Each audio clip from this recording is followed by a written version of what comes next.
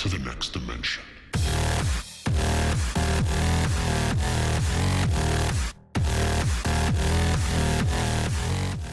Hey guys, this is Undercover Dudes all the way from Down Under, and today we have a very interesting topic. Imagine Combat Arms 4 years ago in 2010 versus Combat Arms right now in 2014.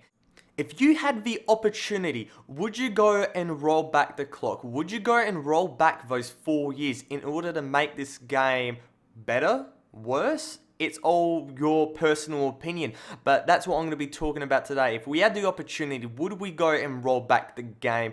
And what would be the pros? What would be the cons? And it's just something really interesting that I thought I wanted to go and talk about. Massive thank you to Jace Ghost on the Combat Arms forums, who originally went and posted this topic. And I'm going to go through his post because he goes and brings up some very important things. Under the heading, what would be different? Quotation marks, the old ugly GUI. I'm just quoting him right there because I think it's pretty good. I'll talk about that later. Considerably more hacks, less lag, none of the following maps: Oil Rig, Junk Fleet 2, Crystal Tower, City of Wings, Slaughterhouse, all those really newish type of maps. None of the following notable weapons / gear: Prankster Bandana, Barapi, older demon weapons, duels, CZ Scorpion, Eva, mutagens, no VIP mode, a ton of fire teams. I'm just adding on stuff right now.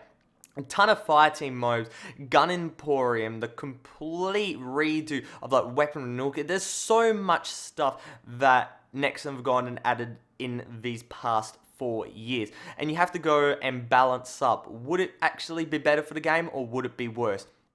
Now straight up, I would go and say that the experience, you can't go and say would it be better or would it be worse. You'd have to go and say it would be considerably different. The game has changed just so dramatically much.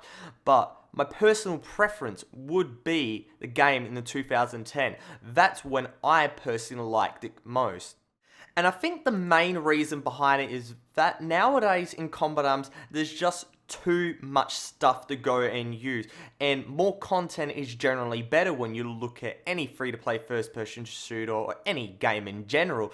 But if you just keep adding more and more and more and more stuff, it just goes and gets way too cluttered. For example, in Combat Arms, a lot of modes, for example, Season Secure, just don't get played anymore because people really don't have an interest in it. A lot of maps don't get played as well. Massive example would have to be the old Lunar maps. Like, nobody goes and plays those anymore because they just kind of get bored.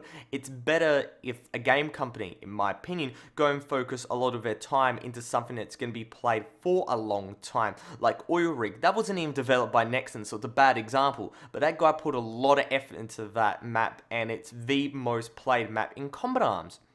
So saying that, the clutter, the absolute clutter of all this really quote-unquote useless stuff into the game has gone and made it more expansive, so you can go and try all this new stuff, but in the end it's just become a bit more cluttered. You only needed a couple of guns, and those couple of guns would go and last you for so long. Would there be less, diversity? Yeah, there would, but saying that the game was more balanced back in that day. Getting NX rares was really rare. Yes, M416 CQB was overpowered. Yes, the specialists were overpowered, but overall those were just minute things, and they weren't really breaking the game. And so if you had an NX rare, you only had it for a short time, not for these long durations we go and see now. The old GUI, in my opinion, that's what made Combat Arms Combat Arms. It wasn't this new futuristic game. It was just being Combat Arms. It was being very true to its roots, very true to its beta roots.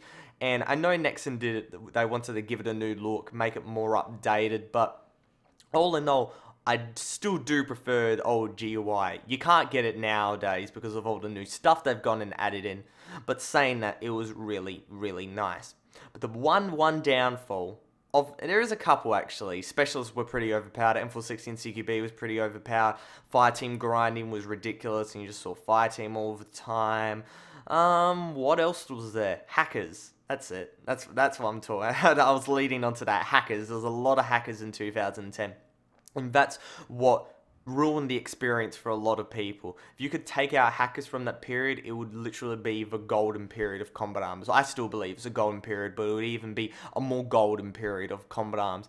The hackers, the life stealers, just everything in any terms of ruining experience of the people was at its peak during that time. You know, when game anarchy went completely rampant and just let people have free VIP on Christmas Day, and when you hopped on, you couldn't literally even join a room because it would be that bad.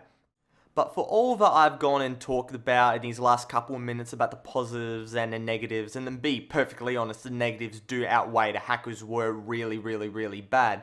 The one thing that I do miss about Combat Arms is the community. Back in 2010, the community was at its strongest. You could go and see on YouTube, Baxter, the views he was pulling in on his videos because the community was just so strong and just wanting to know about all these new guns. The servers were filled every single day and the rooms were completely active. You just don't see that anymore. You can see, I don't know, the first 2 or 3 channels, 3, 4, 5 channels, filled maybe partially on regular, and a bit on the Papa server, Super Soldiers, whatever you want to go and call it. But the community is just lacking. It's gone and died off. And that's a little bit sad in the inside. But you know what? People go and move on to other games and move on throughout their life. But you know, we're still here playing this game. It's been quite a long journey. And hopefully Nexon doesn't go and kill off this game, because it would be a very, very, very big shame. But other than that, it's Undercover Dudes all the way from Down Under. Out.